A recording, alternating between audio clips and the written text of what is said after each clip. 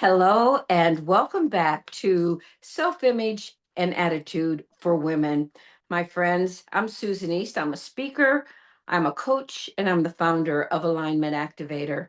And this is a space for the woman who is ready to see herself differently, to rise beyond the stories that have kept you small, and to help you reclaim who you really are, to reclaim that power that is within you. Today's episode is so special. I am so excited, and I know that there are a lot of you out there that can resonate with this. This episode's about some quiet strengths that perhaps we have and we really didn't realize that we had them, or we knew they were there, but we didn't know how to bring them from the deeper part of us all the way to the surface.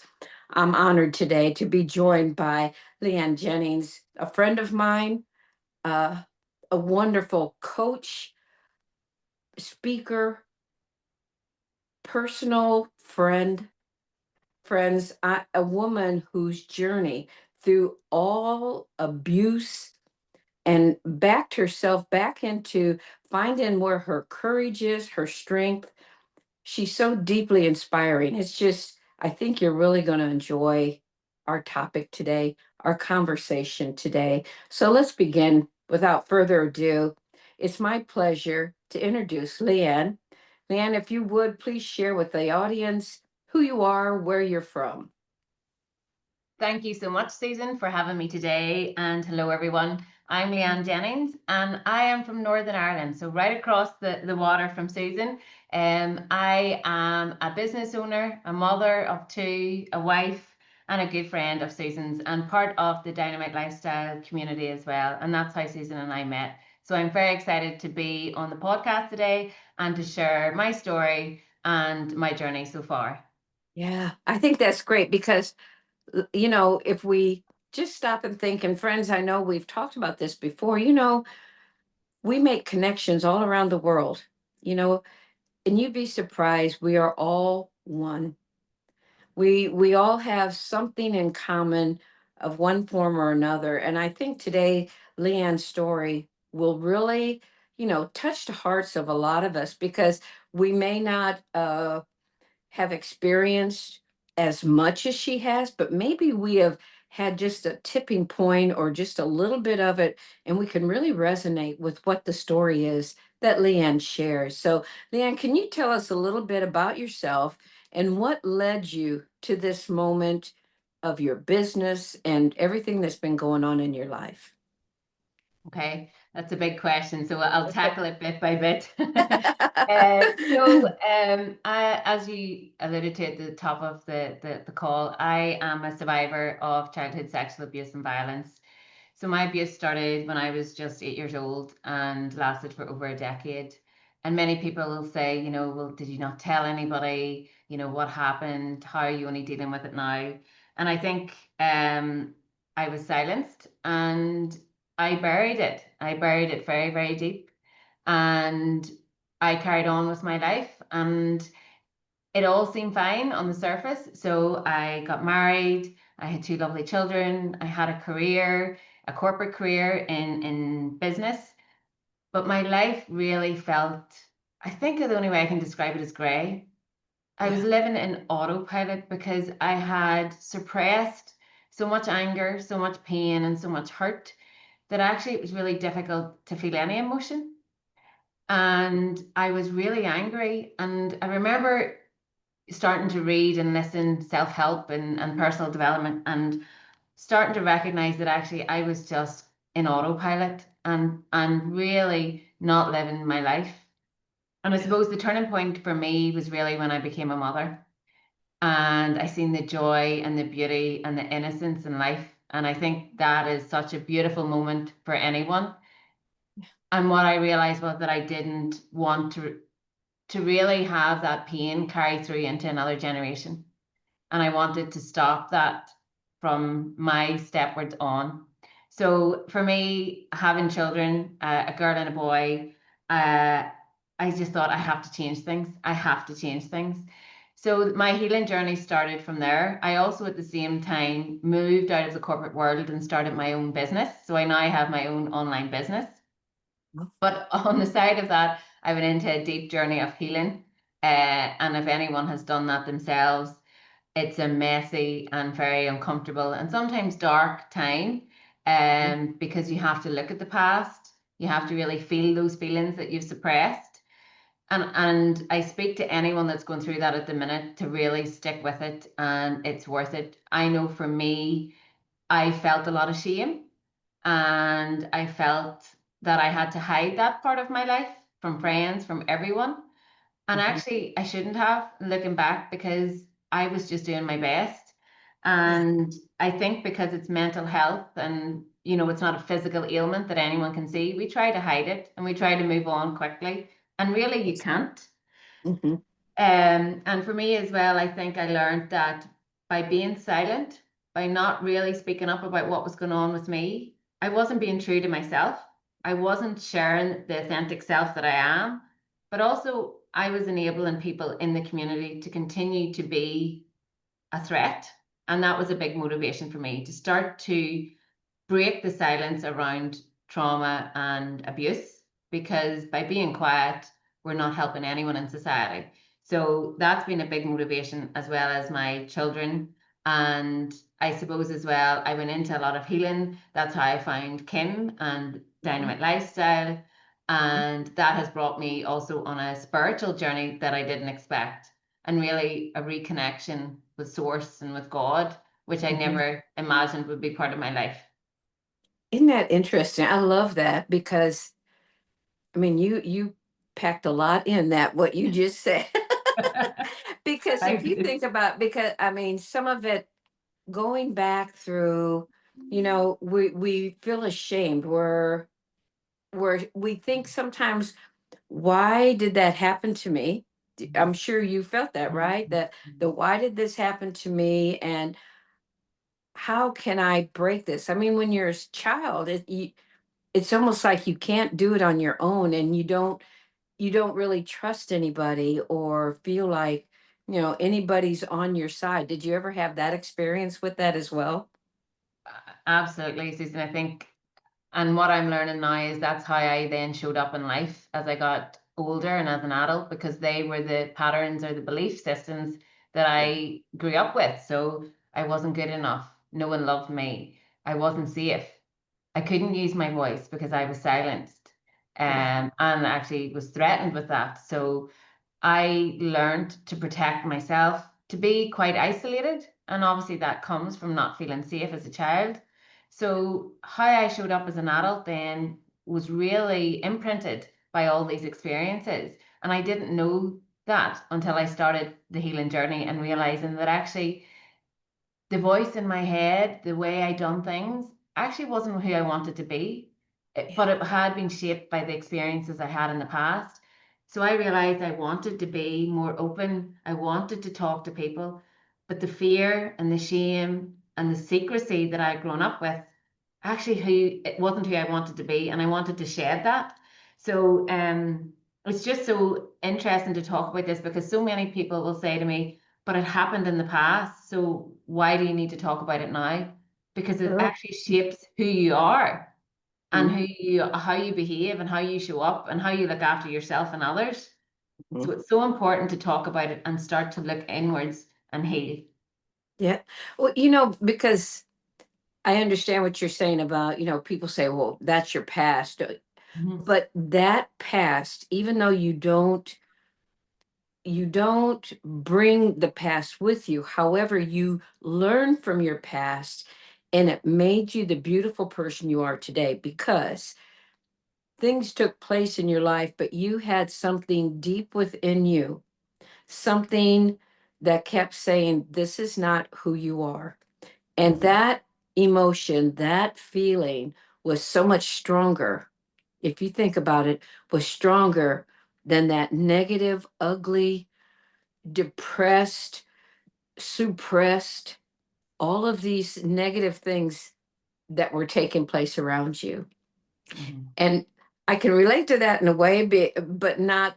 and what you're talking about abuse and all these other things, in a way mine was, but it was a different, but there was still something deep within that kept saying, there's more to you. There's more to you. You can. I'm here to help. I can rise from this. And I think that's the beautiful part, that even though people say you shouldn't talk about it, that's your past, it was, but it made me, but it makes you stop and say, but there's something more in there Mhm. that's even deeper, stronger than all these physical things that took place. There's more, there's something else.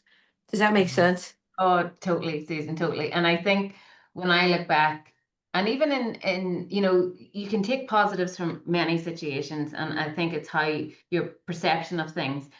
I realized that I have a grit and a determination that Yeah. I applied in life and didn't even realize why. So, Mhm. and a stubbornness. And I think in reflection now, I look back and I remember times in my childhood going, this is not going to beat me and I am better than this.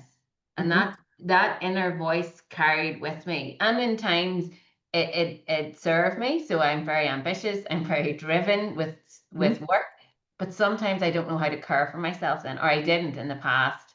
Yeah. So it's learning how to be strong but soft. And that has been my journey over the last few years in terms of understanding the feminine and the masculine energy, because I very much lean on the masculine and want to do. Mhm. And but I also see such power and such strength in being soft and being gentle and knowing sometimes it's okay not to be okay, and that inner child sometimes just needs that softness and that love. Mhm. Yeah. And I think that's that nurturing we Hmm. as women Hmm. were born with. We're born with a nurturing within us. And it's just one of those, it doesn't have to be big, but it's Hmm. persistent, right? It's Absolutely. resilient. It just keeps coming up. Well, you've been through, I mean, a lot of personal transformation. How has that, how has your self-image and your attitude towards life changed through your healing process? I suppose I'll start answering that by looking at where my self-image was and my attitude to life before the healing journey, because I really Mhm. do think that has been a turning point for me in my life. So Yes. before I really went on the healing process, my self-image, I didn't even know I had a self-image, if I'm being really honest. Mhm. There was, but I had a lot of negative feelings towards myself. I didn't feel good enough. I always was struggling with how I perceived my body as well as my mind. I was very hard on myself. My own kind of self-image was I just wasn't good enough and I wasn't lovable. And actually as well, a lot of shame. And I took blame on what happened to me for some reason. That was a download I took. And because of all of that, wrap that up as a person who I thought I was, my attitude to life was quite negative. I really had a lot of fear. Um, I worried a lot. I had a lot of doubt in my mind. And I had a bit of a lack mentality in terms of I was just fearful and didn't really feel safe. Now, they're big emotions to have, but at the same time, I kind of had suppressed them. So outwardly in my life, I was operating okay, but I really lacked that love and connection because I just kind of numbed myself to everything. And life, if I'm honest, was really hard now looking back. And Mhm. I was really unhappy deep down, if I'm honest. And I remember thinking, is this it? Is this my life? And everything felt grey. Even though I had a life with beautiful children and a husband and a career, I hadn't allowed myself to be me and really open my heart. And if anyone out there is feeling like that, lean in to listening to that inner voice, to really connect with yourself Mhm. and to open your heart. And that sounds like, how do you do that? it's starting to be gentle and empathize and look after yourself. Yeah. So going through the whole healing journey, I started to open up the past and realize that actually what happened to me wasn't my fault. I had believed that in some way I had brought this on to myself. And as a child, I obviously hadn't. I was 8. My daughter is now 8. And Yeah. it's really interesting to see how I look at her as an innocent child. And yet I couldn't see myself like that. So now my self-image I work on daily because I believe I'm rewriting how I see myself, and I want to be, the courageous, powerful, beautiful woman that I would want my daughter to be. And I think as well through the whole healing process and working in the mindset material with Kim, that my attitude to life is so different. And there's an abundance, there's prosperity, there's good things in life. I can have the most amazing experiences. I can be really present in the moment. I can be excited about what I can do in life. And actually, I feel really blessed to be where I am today. And I couldn't have said that a couple of years ago. Yeah. That's beautiful. And yes, you are a beautiful person. My Thank friends, if you don't see her in person on this video, on this podcast, please look her up. She's a beautiful woman. And when you talked about your daughter, I sit there and I think we look at what we had in our past, and you. I truly believe that every generation we want it to be better for them Yes. because we have lived through something and we don't want our children to go through that. Now, Mhm. I mean, there's a balance there of how much you give and what you don't give. I mean, there is a balance where you got to be logic. That's not the right way to say logical, but you need to put it in perspective of what you do and don't do. But I think someday, do you think someday you would share that story with your daughter? Yes. I Yes. don't know why that just came. I was just like, I don't know why, but you know what? Because I think if anything, she'll see the strong woman that you are, Mhm. and Mhm. that is what she'll relate to. But Mhm. then she'll understand that there's a power within you Mhm. that was stronger Mhm. than anything you went through. Mhm. And that is a beautiful lesson, if anything, for all of us to know that there Yes. is a power within us that's so much stronger than whatever we go through in life. There's a power, a source, God within us that has created us to push through, get through whatever it is. We don't understand why we go through these things, but it's not our question to ask why, is it? We Mhm. just we just sit there and we just know. Well, let me ask you, so what helped you to rewrite that inner narrative? What then, just when you just realize this is not who I am? How was that? How did that go for you to rewrite that narrative to yourself? What are some of the things that you did to do that? It's a good question. So for me, to rewrite it, I had to look at where it all came from. I had to look at the root cause before I could look at the effect. So for me, it was looking at the old memories and really allowing myself to accept what happened. And that was challenging for sure. But seeing it from a perspective now as an adult, I could take away the blame that I had and the shame. I think as a survivor, we believe that we should be quiet, to be silenced, because there's some level of shame around this topic. And that's why I speak up, because it wasn't my fault. It Yeah, really wasn't. And and we all need to be seen and heard and supported because yeah, it wasn't right. And when I realized that, it allowed me to go easier on me and allowed me to actually start to love myself. And I don't say that easily because I really hadn't a good relationship with myself.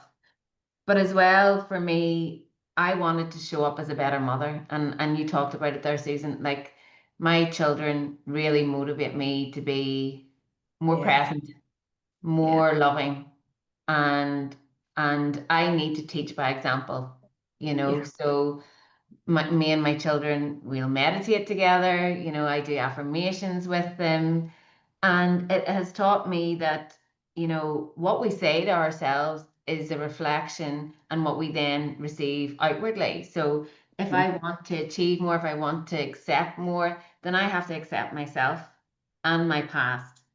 Mhm. So a big part of my journey over the last few years is really being accepting what happened, Mhm. and then being excited about what could be my future chapter, that the past doesn't define me, but Mhm. actually through this strength, whatever the reason it happened, I can actually help others by speaking up and maybe make a difference. And then for me, that's my purpose and that's my calling, and that really inspires me to do more. Yeah, I think you just answered my next question too, because I wanted to ask, how does reclaiming your voice, how does that look? What does that feel like? How is that, you know, because that is such a powerful thing for us Mhm. to stop and think, I've got to reclaim who I am. And I Mhm. think the main thing is understanding who you are. Yeah, Yeah, yeah. and And until we really understand who we are and how does that feel? it feels good now for sure, and it's work in progress. I have to be honest, Susan. But I think all of this is. But to put it into context, and for anyone listening that's maybe in this position, 5 years ago, I couldn't have whispered to my closest friend what had happened to me. I barely spoke of it to my husband, and if I did try to speak, my throat would close over, and I nearly would have a panic attack. Mhm, So that's how difficult it can be for survivors to actually break that silence. So for anyone that is at that stage, it's just a whisper at this stage, and speak to someone, because the relief and the way it shifted things for me has been incredible. And I just empathize with anybody at that stage. Take that small step and speak to someone, because you deserve to be heard and to be seen, and you don't need to do this alone. And that's my message. So mhm. for me, using my voice has been really difficult. I over the last number of years, I've told certain people, and it's received differently. But at a physical level, actually, even Susan, this is something that's really interesting. I find my body reacts when I try to tell my story. Wow. It's trying to protect me. So I would start shaking, I would feel sick. I've sometimes nearly thrown up because I'm trying to tell the truth and speak up. That's how much your body tries to protect you, because you've been silenced for so long. Mhm, So I always want to tell people that, because it's such a big step for people to use their voice if they've been a survivor and they've been silenced for so long. So being mhm. able to speak up and tell my story, speak my truth, it's not been easy, but I've just taken it one conversation at a time. And I've broke through that barrier of fear every time, like even coming on to this podcast. And it's just knowing that that's the truth that's in me. And now realizing that the shame doesn't sit with me enables me to actually feel more comfortable and speaking up. And the power of using my voice and actually accepting who I am and saying it to people, it's liberating. It actually feels so free, Yeah. because for so long that part of me was hidden, and I felt like I was under a dark cloud. So now I'm able to feel this is who I am, this is what's happened, but I am so much more than that. And actually, I have such a zest for life now, and I want to talk to people and I want to share my story, so no one else feels they have to sit in silence and not use their voice. Yeah. That's beautiful. Because, as you were talking, I'm sitting here thinking, how many of us hide behind the smiles, Mhm. right? And I'm okay. There's nothing going on with me. And we pull that off so well, don't we? The Mhm. practice, the rehearsal we've done. And man, and all this time deep inside, we're crying, we're dying. We're like, that's not who I am at all. You know, and I know we all have a story. All of us have a story. whether we want to admit it or not, right? And Mm, everybody's story is different, and we all have reacted or responded differently. But I think what's beautiful about it is you're getting out there. And when mm, you talked about how you feel, how it chokes you up, and all this other, it's just like, I understand that.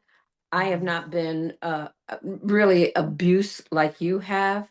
It's just mine's totally different, but I understand the choking up when you start to talk about it. It's just like everything around you saying, no, you don't want to be talking about that. You don't need to be talking about that. It's mm, nobody's business for them to know, right? I'm just like, okay, it's nobody's business, but I can't continue living like this. mm, I don't want to live like this. Like you said, you have a husband mm, mm, who mm, loves you no matter what. You have mm, two beautiful children who love their mama, mm, and that's just, to me, that's even more reason for you to stand up and mm, to make that voice heard. And I think, you've built a movement, and mm, it's called We as One. Would you mm. tell the audience about that? I think that's such an amazing thing. And it's just something that we all are one if we would really stop and think about it. But it's just the approach that you have had with this. And just share with the audience what We as One means and how this movement took place. Okay, well, thank you, Susan. And I think it's been born from my experience. And to give some context, I'm one of five sisters, and a lot of us have had the same experiences independently. And over the last few years in my healing journey, I look back and think, what would I have needed to help? As I said before, I did a lot of the healing in secrecy, under shame, and hiding it from the people that were close to me. So when I started to speak up, I realized that actually there is a power in and a level of support I can offer to other survivors who feel trapped or who feel they can't speak up. So, as sisters, we started to share our story last year, and this is very new. And through the work I've done with Kim and the mindset, I now believe that I'm able to do this and I am capable of maybe helping others. And Yes. if that comes from, if I can change that pain into some kind of purpose, it really fulfills me. So, We as One is very new. We're going to be launching over the summer. And really, what it is to provide a safe space for survivors and their allies and the people that are involved, because this doesn't just happen one person, it happens their whole family in terms Yeah. of the impact and the ripple effect, as we know. So, what I want to do is break the silence around the conversation and abuse. I want to help empower survivors to really encourage them to go on the healing journey and feel supported and heard, and also to protect and to prevent future abuse. So, by educating people to look out for the signs, to also educate people in terms of speaking up. So, that's the kind of mission I'm on. It's early stages, but I feel so passionate about it. And I think, if it helps one person step forward to go on that healing journey and to feel supported and to feel heard, then I feel like that's my mission. I love it. I love it. You said something that just stopped me for a moment, to see the signs. Mhm. I mean, I don't know, but are the signs pretty much the same with abuse, or are they all different, or they're kind of like, it's not a stigmatism, but is there something that you can give the people that is something, as soon as you see it, something's going on or something like that? Do you have that kind of intuition about that kind of stuff? I think it is quite different depending on the age and the person Oh, and the okay. experience. But I Mhm. do know from my experience and from my sister's experiences that it happened in our childhood. So the Mhm. signs would be, a change in personality, connecting. I know my daughter intimately. If she looks different to me, if she becomes withdrawn, if Yeah. there's marks on her body, I would recognize that. and I would know there's a sign there. The other bit is around education, Susan, is so important in terms of consent, in terms of, I teach my children around, no one touches your private parts, and Right. they know to speak up straight away if something happens there. So there Yep. is a bit around educating our children in terms of boundaries so that they Yep. know when to speak up. And also and unfortunately, this is can be controversial, over 95% of victims are female. So we need to educate our men and our sons and the boys in our lives what is appropriate and what isn't appropriate. And that, there's a whole level of education that needs to go around this. And for me in Northern Ireland, we don't have that. And Mhm. I think the first stage is really making this topic a topic that people talk about in Mhm. general, because a lot of people feel uncomfortable. So Yeah. by being uncomfortable, they don't talk about it, which in itself then makes it a problem. So I think signs can be a withdrawal in their behavior, marks on their body, a change in their normal day-to-day routine. I became as a child really withdrawn and very secretive, and I didn't trust anyone, and I was very angry for a Yeah. large part. So they were the signs I definitely was presenting and Yeah. probably quite difficult to manage. Yeah, I mean that is because I don't know. So I was just kind of curious. Are there Yeah, certain things that because I can see it like for me, if a kid's always happy and all of a sudden yeah. they're not happy anymore, or you say something to them and they or jerk around or whatever, or Mhm. you touch them or something and they just automatically respond or whatever like that. So, I mean, that I think bringing awareness Yeah. to it and to know it is not your fault. I think that is one of the main things too, because we in our minds and that Mhm. just keeps playing over and over. Why did Mhm. you let this happen to you? Why did you do this? Or why didn't you stop it? Or why didn't you why? We always ask the whys, right? So Mhm. I think this is so awesome what you're doing. It's so Thank you. important. It's so important. So my Mhm. friends, please her Leanne's information will be down in our comments. Please make sure that you reach out to her. If you have any questions that, if Leanne can't answer it, she will find ways to answer it for you because, we as one can go a long ways, can Mhm. go such a long ways. It's about so many things if you think about it because we are one. One, Leanne may be overseas, but it doesn't matter. We are still one.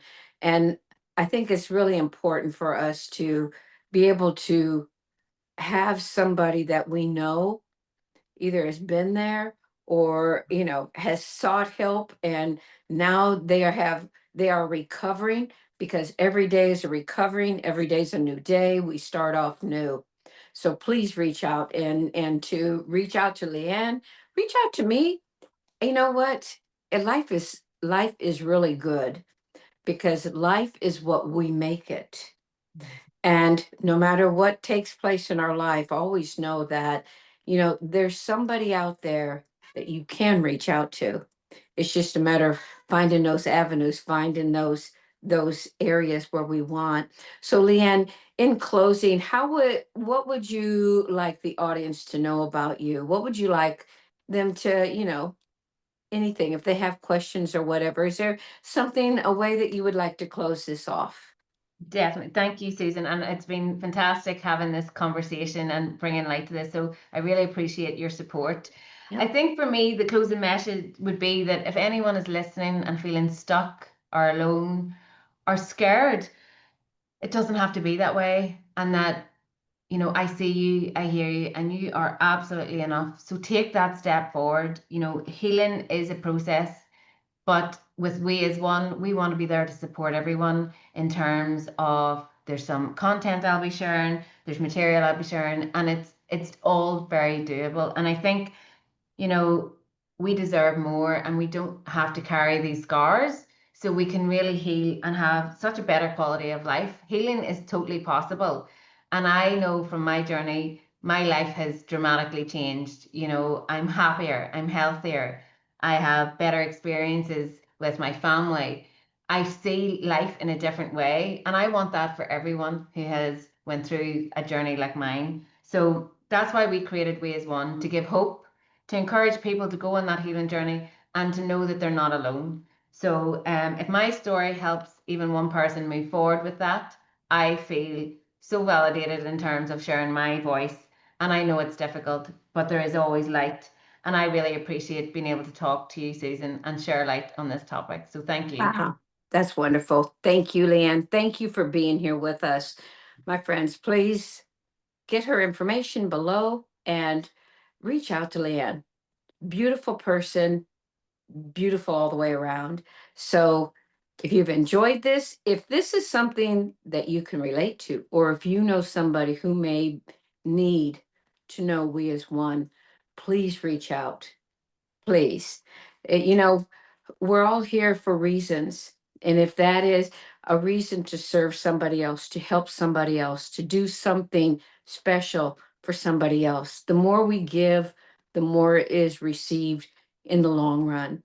So I want to thank you for being here with Alignment Activator, Self Image, and Attitude for Women, because we are important, we are special. Until the next time, thank you, and be sure to click the link, book a call, let's talk, and let's see what I can do, what Leanne can do to make life better for you. I'll see you the next time. Bye bye.